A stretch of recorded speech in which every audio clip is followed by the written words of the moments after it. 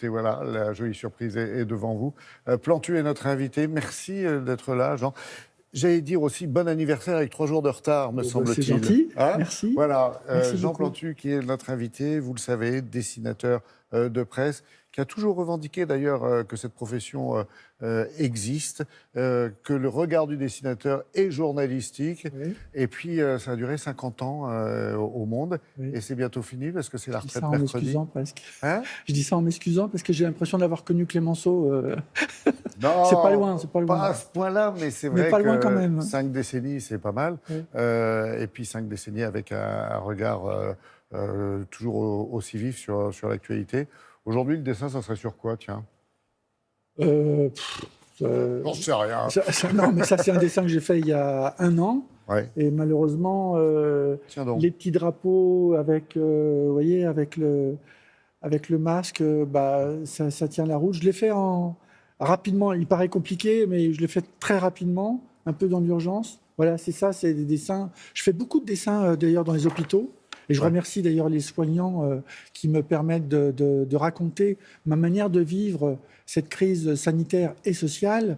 Et donc, je me retrouve je suis à la Fédération hospitalière de France, et donc ils font des grands panneaux, des agrandissements de mes dessins pour dire merci. Vous voyez, il y avait des moments où le matin, on donnait des croissants aux infirmières.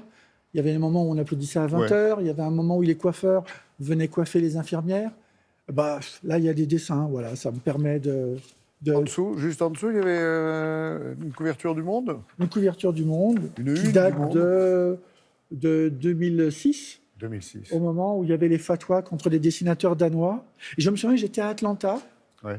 Et le rédacteur en chef me dit, écoute, il y a des fatwas contre les dessinateurs danois qu'ont fait le fameux dessin du prophète. Et il faut que tu réagisses. Et donc, vous voyez, en quoi on est peu de choses quand on est dessinateur. Le fait de trouver... Je suis à Atlanta, je fais mon dessin, je suis dans l'hôtel. Je fais ça, je ne dois pas dessiner Mahomet, je ne dois pas. Et puis à la fin, on voit un petit barbu avec son turban. Le fait que je fasse ce dessin et que la maquette, le directeur artistique du journal Le Monde mette le dessin en grand à la une, ça me propulse, ça me donne une importance à mon dessin et au message qui finalement est bien le message du dessinateur, mais aussi c'est le message du journal. Vous voyez, c'est là où, comme on dit, qui dit quoi et où et comment, et ben là, le dessin dit quelque chose, mais le fait qu'il soit mis en scène, il dit encore autre chose. Tristesse absolue, c'est quand même dur d'être obligé de reconnaître que finalement le terrorisme a porté haut les couleurs du dessinateur de presse. Les attentats. Alors, c'est compliqué à dire, mais c'est vrai qu'il y a eu une mise en lumière. Oui, je comprends. D'un seul coup, on s'est rendu compte que vous étiez important. Oui, mais nous ne sommes qu'un de petits maillons. J'ai créé une association en mélangeant justement à ce moment-là, c'est Kofi Annan, l'ancien secrétaire général de l'ONU, qui m'a demandé de réunir des dessinateurs chrétiens, juifs et musulmans. Bon, mais à ce moment-là, je n'ai pas compris à quel point. Oui, d'accord, on pourrait y voir le côté presque corporatiste de la fonction du dessinateur. Oui. Non, c'est vous, journalistes, et nous, citoyens, qui sommes concernés. Ce n'est pas un problème du dessinateur, c'est un problème, et on le voit bien avec les réseaux sociaux aujourd'hui, comment on n'arrive plus tellement à dire les choses comme avant, parce que maintenant, il y a une moulinette qui s'appelle Internet, les réseaux sociaux,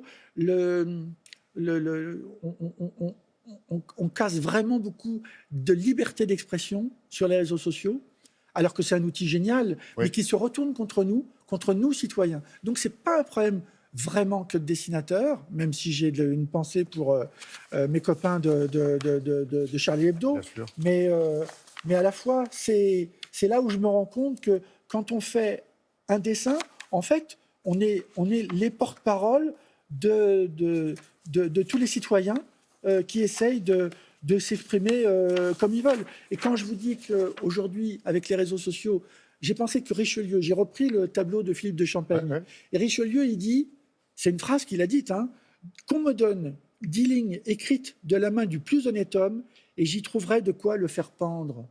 Et je trouve qu'aujourd'hui, vous voyez, on est le matin, il est 7h, 8h, 9h, et moi-même, en tant que dessinateur, c'est pour ça que je suis presque un peu content d'arrêter à la une du journal, c'est que la pression, elle est terrible, c'est qu'on ne sait pas si le soir, on ne va pas être haché menu à la moulinette. Alors justement, une retraite après 50 ans à travailler pour Le Monde, plus toutes les publications qu'on connaît, Jean, ça laisse plus de temps pour militer, pour les jeunes, pour la paix, pour finir de s'engager pleinement? Oui, exactement. Je continue à aller dans les écoles, dans les prisons.